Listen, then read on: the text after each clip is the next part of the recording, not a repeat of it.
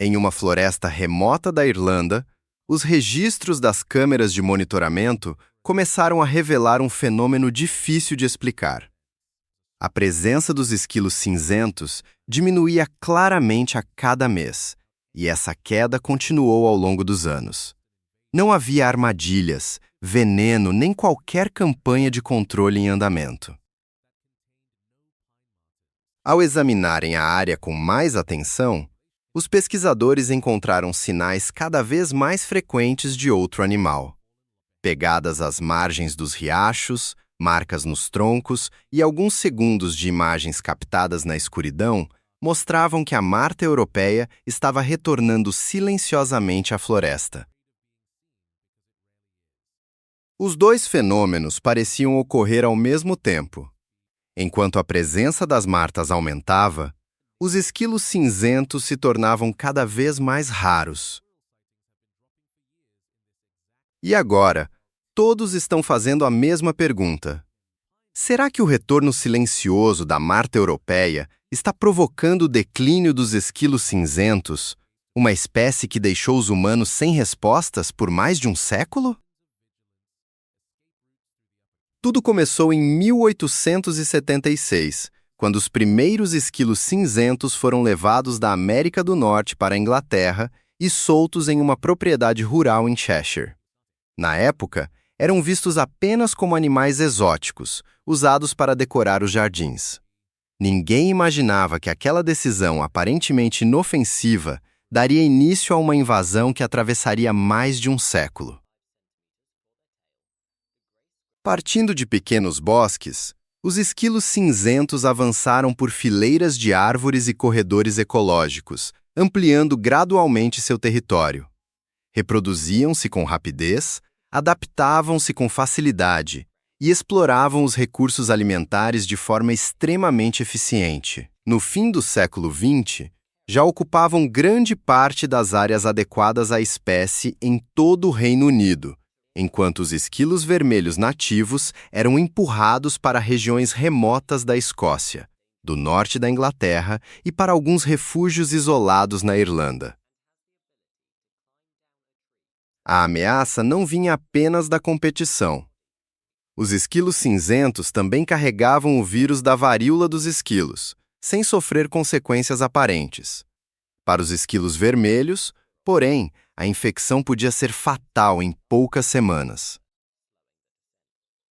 Para impedir o desastre, foram criadas zonas de proteção, armadilhas, campanhas de controle e estações de alimentação para os esquilos vermelhos. Essas medidas funcionavam apenas enquanto havia dinheiro e equipes atuando.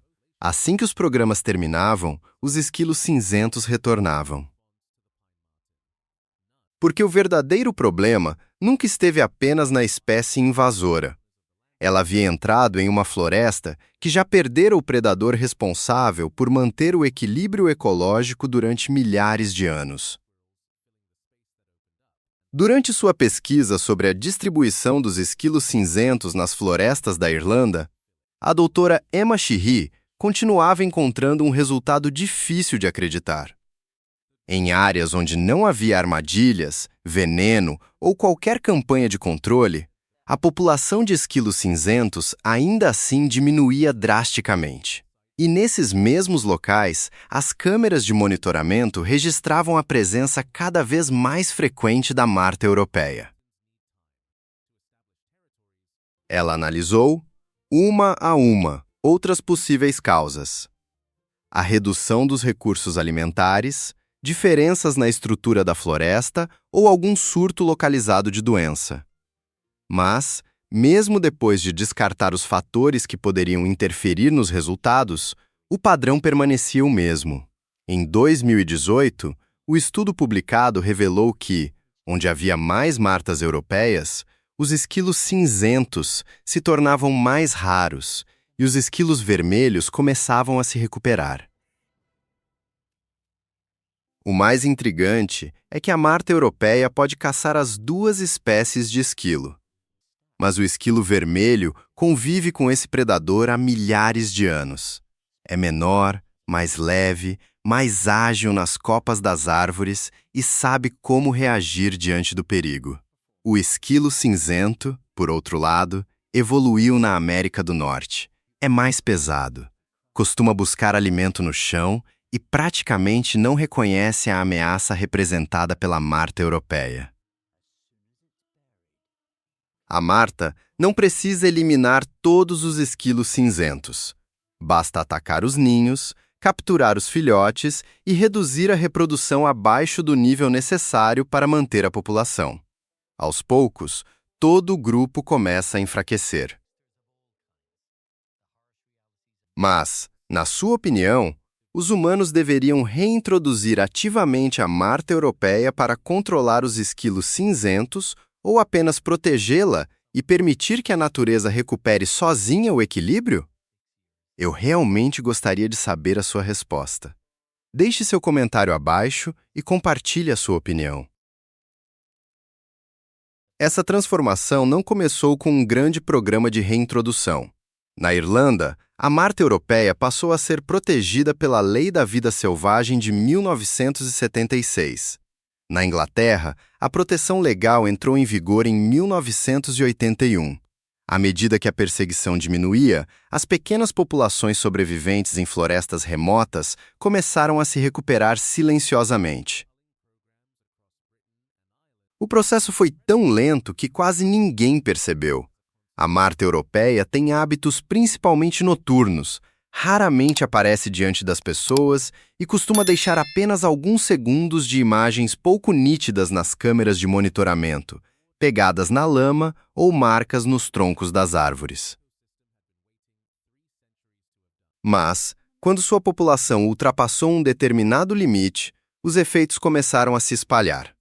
Os esquilos cinzentos passaram a se reproduzir menos, seus ninhos foram atacados com maior frequência e a população perdeu gradualmente a capacidade de se manter.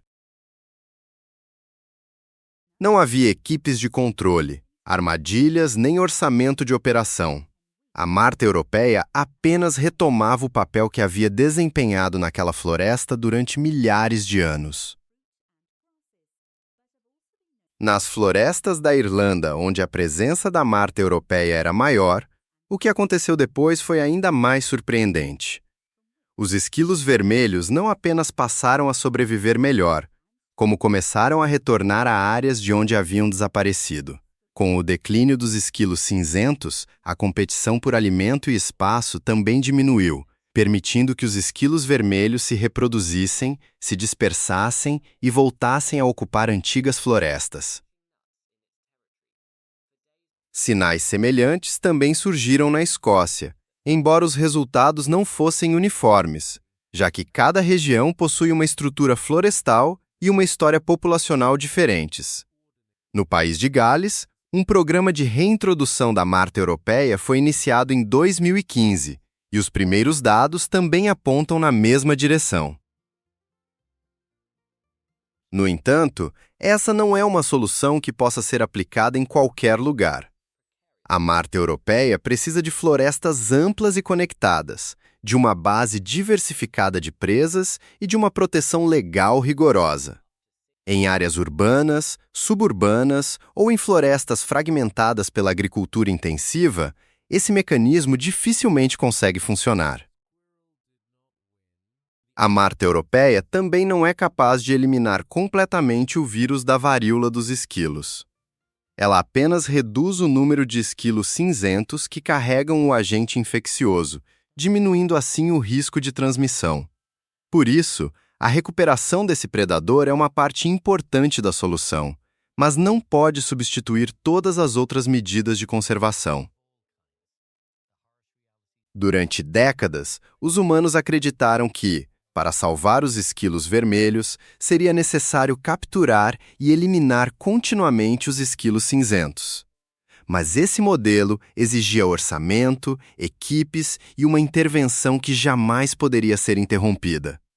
Bastava o programa chegar ao fim para que todo o progresso desaparecesse rapidamente.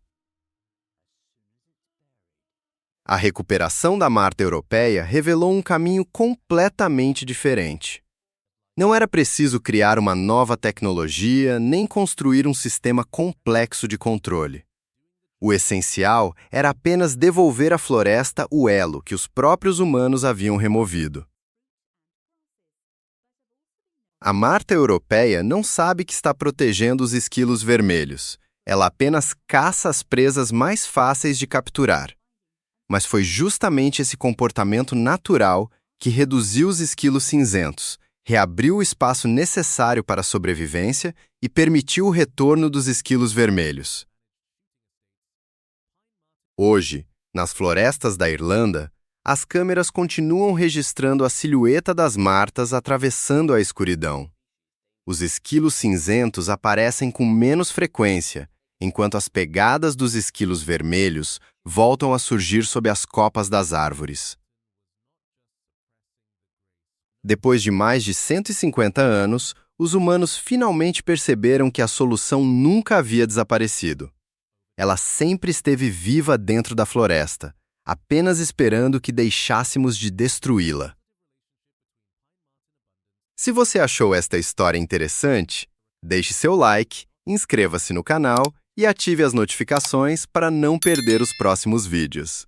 Obrigado por assistir e até a próxima!